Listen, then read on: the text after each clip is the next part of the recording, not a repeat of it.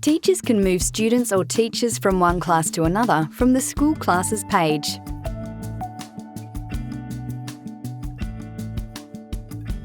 Click on the School Classes icon from the dashboard.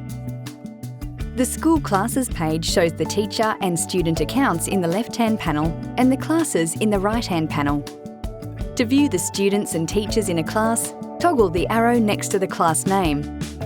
To move a student or teacher from the selected class, click on the name of the account. You can multi-select accounts by holding down Control on a PC or Option on a Mac.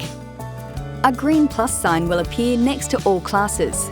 Click on the plus next to the required class to move the selected students or teacher to the class.